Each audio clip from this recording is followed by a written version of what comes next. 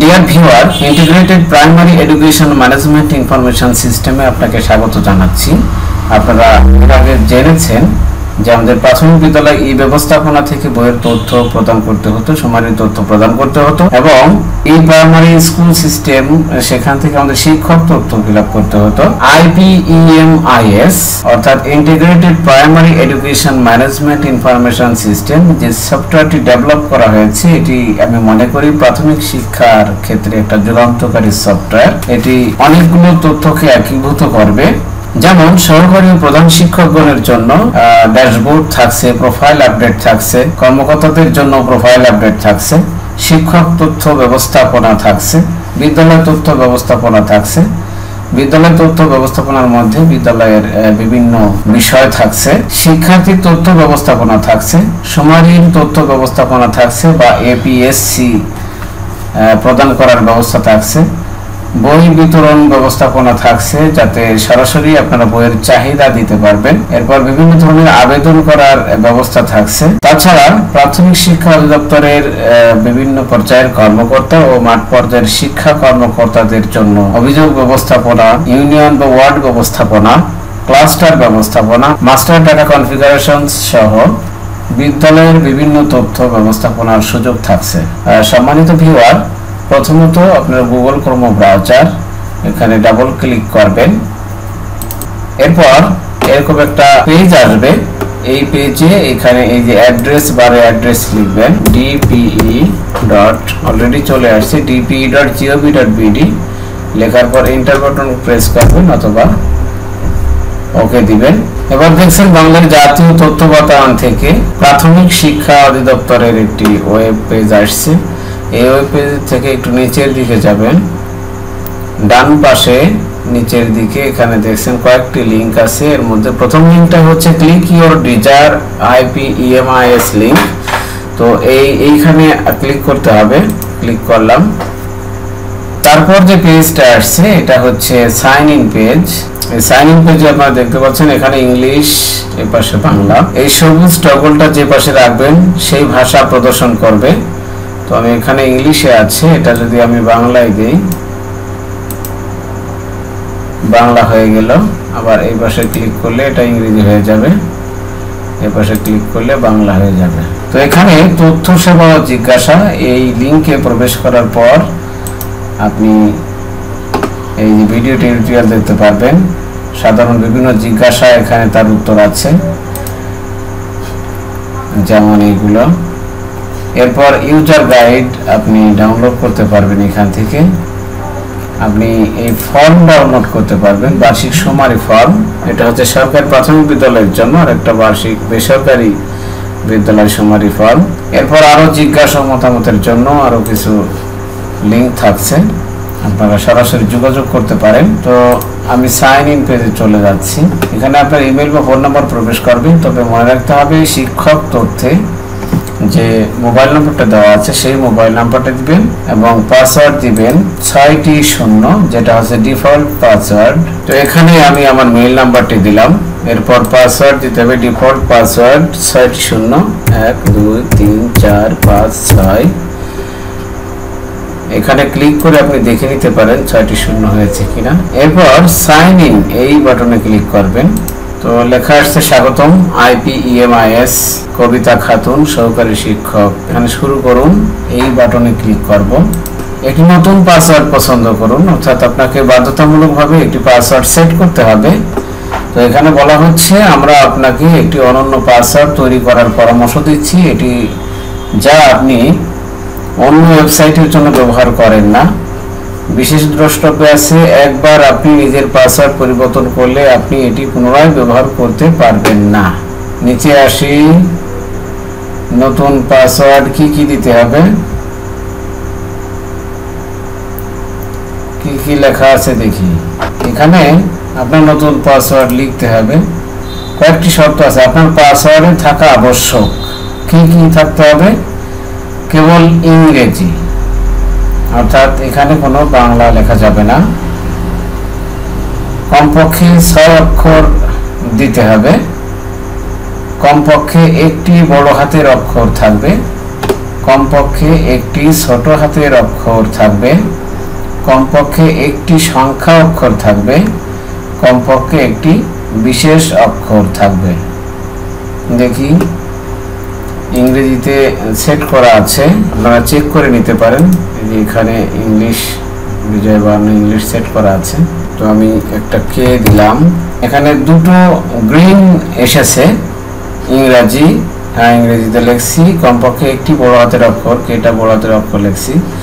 এরপর কমপক্ষে একটি ছোট হাতের অক্ষর, একটা ছোট হাতের এ দিলাম, তাহলে একটি ছোট হাতের অক্ষর হলো। এরপরে কমপক্ষে একটি সংখ্যা অক্ষর, তো আমি ছোট হাতের অক্ষর কয়েকটা বেশি দিলাম, 1 2 3 4 5 6, 6টা ডিজিট হয়ে গেছে বলে কমপক্ষে 6টা অক্ষর দীর্ঘ হতে হবে। এটা গ্রিন এসেছে, ছোট হাতের অক্ষর এসেছে। এবার কমপক্ষে একটি সংখ্যা অক্ষর, সংখ্যা দিব হচ্ছে 10, দুটো দিয়েছি, কমপক্ষে একটি দিতে হবে। কমপক্ষে একটি বিশেষ অক্ষর, বিশেষ অক্ষর দিচ্ছি আমি @ অথবা এটি ঘুরিয়েও দেওয়া যায়, যে আমি বিশেষ অক্ষরটি আগে দিলাম, এরপর দিলাম 10। মনে রাখার অনেক বড় কৌশল। কবিতা @10 অর্থাৎ 2010 সালের কবিতা, অর্থাৎ 10 সালে নিয়োগ ছিল। মনে রাখার জন্য এটা ব্যবহার করতে পারেন। এই পাসওয়ার্ড নিশ্চিত করুন। তো আমি দেখি এটা কপি করে নিয়ে দেই, এটা কপি করলাম, দিলাম, হ্যাঁ নিয়েছে।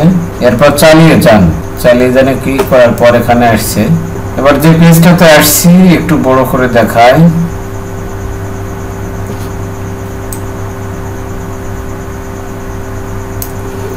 আপনার সুরক্ষা প্রশ্ন সেট করুন। নিচের ড্রপ ডাউন তালিকা থেকে এমন প্রশ্ন নির্বাচন করুন যা পরে আপনি আপনার পাসওয়ার্ড হারিয়ে ফেললে আপনাকে চিহ্নিত করতে ব্যবহার করতে পারেন। নিরাপত্তা প্রশ্ন 1, অর্থাৎ যে সিকিউরিটি কোশ্চেনগুলো আছে, এই সিকিউরিটি কোশ্চেনগুলো আপনার যদি কখনো পাসওয়ার্ড ভুলে যান, সেই পাসওয়ার্ড উদ্ধার করার সময় অবশ্যই লাগবে।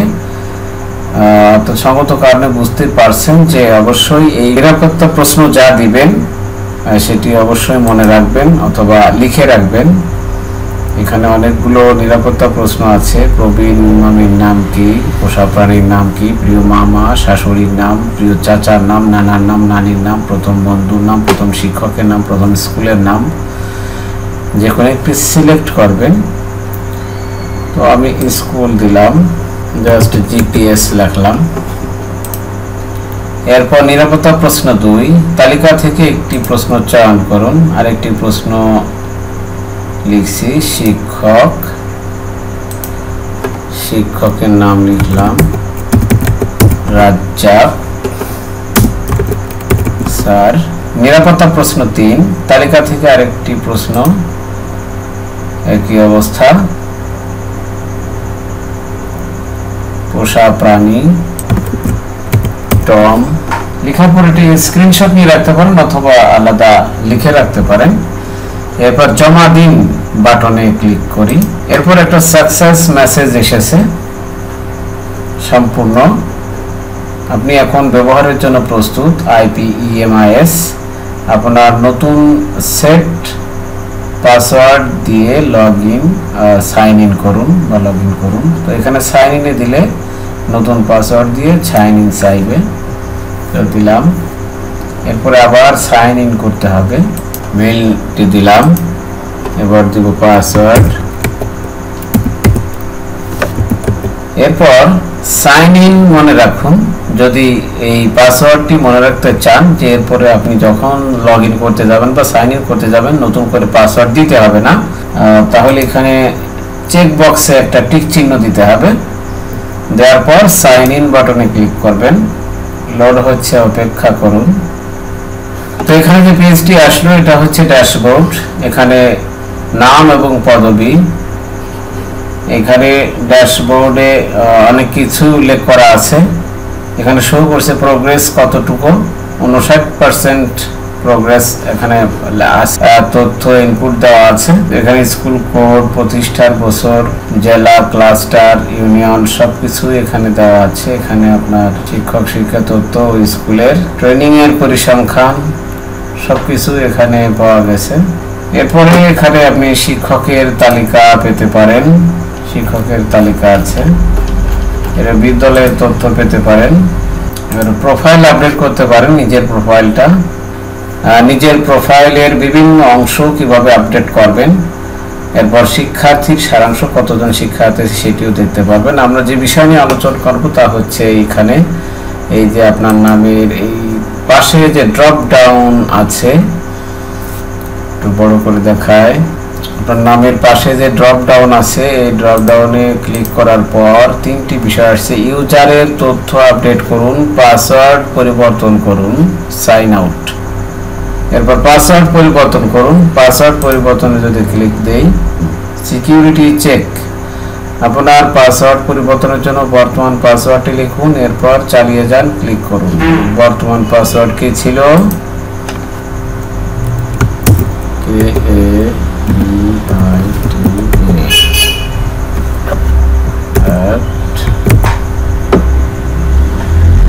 এরপরে বাতিল করুন, পরবর্তী ধাপ। বাতিল করব না, আমি পরবর্তী ধাপে যাব। পরবর্তী ধাপে গেলে নতুন পাসওয়ার্ড লিখতে বলছে। নতুন পাসওয়ার্ড কি দিব?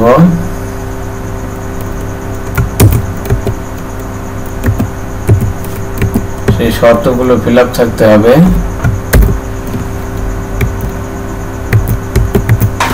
নতুন পাসওয়ার্ড নিশ্চিত করতে আবার লিখুন, লিখলাম।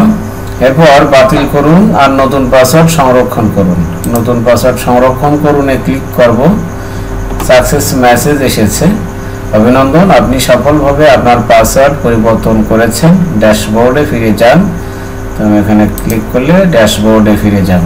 এরপর যদি সাইন আউট করতে চান, সাইন আউট করতে চাইলে এখানে ক্লিক করার পর এই যে লাল সাইন আউট, এই সাইন আউটে ক্লিক করলে আপনি আপনার সিস্টেম থেকে বেরিয়ে আসবেন প্রথম পেজে। ধন্যবাদ সকলকে। এরপরে প্রোফাইল আপডেটে কি কি লাগবে এবং প্রোফাইল আপডেটে কি কি কাজ করতে হবে, কোন বিষয়গুলো সংরক্ষণ করতে হবে, পরবর্তী ভিডিও নিয়ে হাজির হব আপনাদের সামনে। ততক্ষণ পর্যন্ত সাথে থাকবেন। ডিয়ার অনারেবল ভিউয়ার, ভিডিও ভালো লাগলে লাইক দিবেন, পরামর্শ বা প্রশ্ন থাকলে কমেন্টস করুন। আপনি যদি চ্যানেলটি সাবস্ক্রাইব না করে থাকেন তাহলে এখনই সাবস্ক্রাইব করার জন্য অনুরোধ করছি এবং পাশে থাকা বেল আইকনে ক্লিক করে অল সিলেক্ট করুন, তাহলে পরবর্তী ভিডিওগুলোর নোটিফিকেশন আপনি পেয়ে যাবেন।